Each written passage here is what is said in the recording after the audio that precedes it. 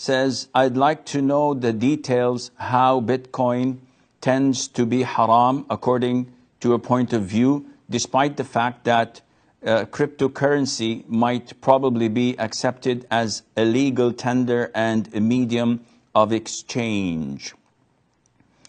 The issue of Bitcoin is a recent one, which means that it is not found or discussed by scholars in the past.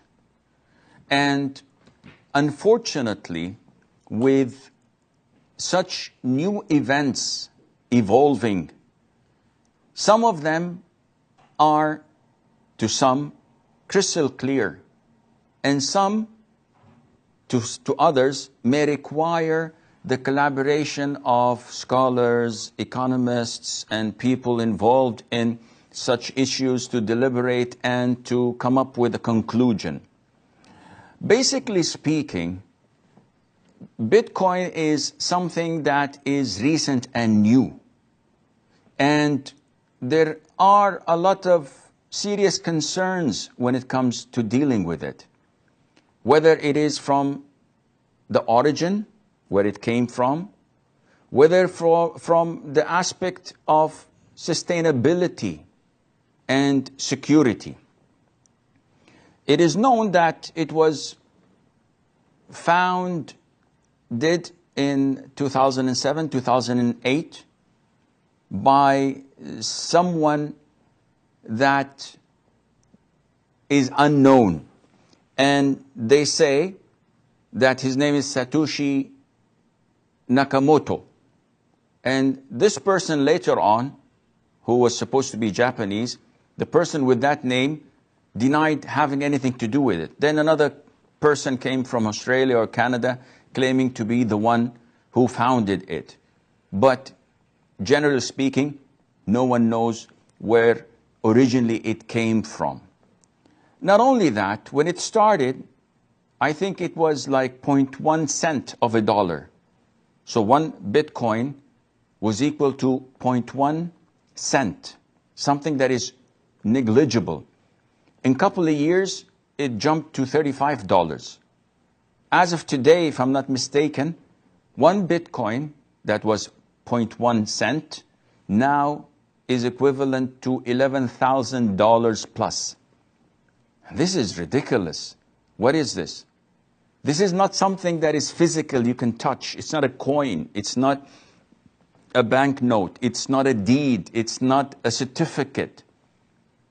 It is something that is virtual. It all is dependent on the peer-to-peer, the blockchain, and the logarithms that govern it, which is known to only a handful of people who control it and who are anonymous, and no one knows who they are. You cannot complain about it. You cannot pretend that there is justice or injustice. There's no one to talk to. So it is as if you're throwing your money in a vacuum, not knowing whether it will increase or decrease. But most people don't care, because all what they're looking for is quick profit and gain. You remember the pyramid schemes and the networking schemes that have been in the past and still ongoing today, selling you a commodity that costs in the market a single euro. They sell it to you for 200 euros, claiming that there is only 5,000 pieces in the world of it.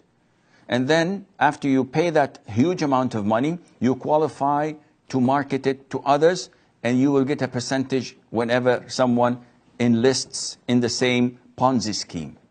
It is all bogus. It is all a hoax, and they consume people's money through that.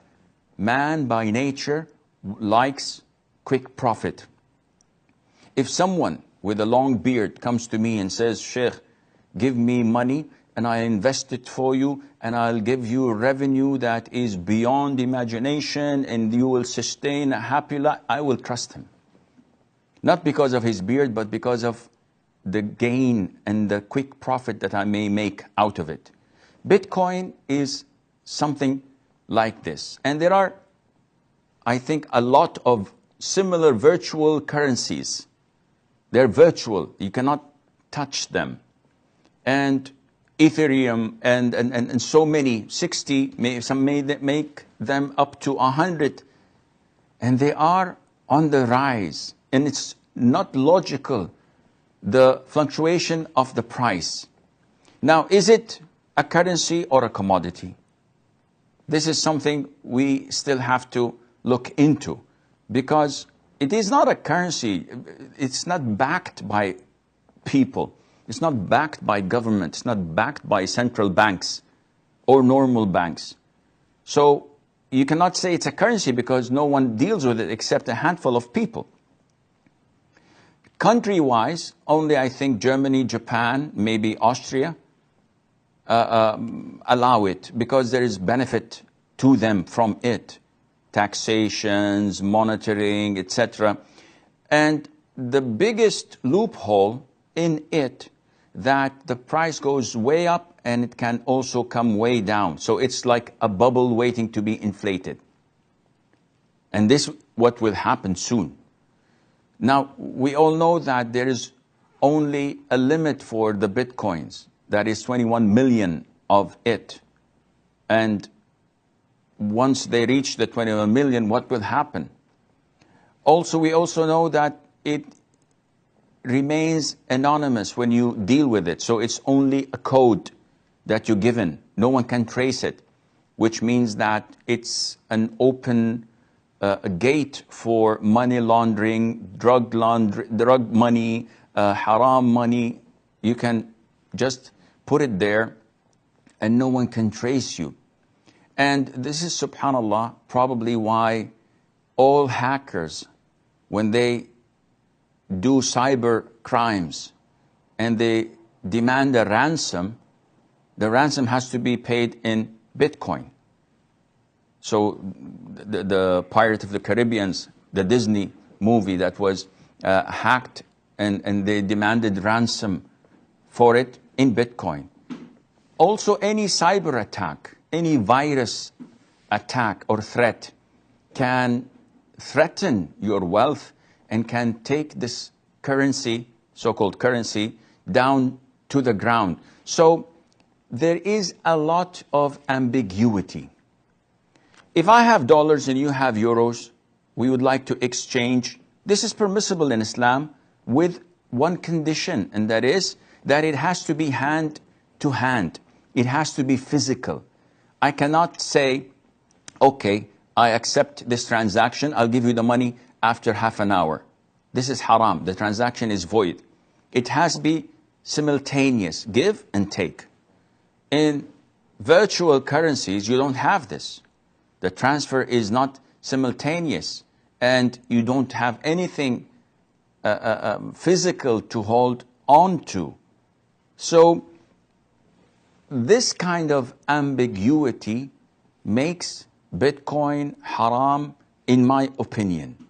And Muslims should not get involved in such dubious transactions simply to make a quick buck, to make a quick profit. This is not an Islamic concept, and one of the reasons of a lot of transactions being prohibited in Islam is the concept of gharar, ambiguity, that there might be some sort of deceit or ambiguity in knowing the end result of this transaction. Allah Azza wa Jal knows best.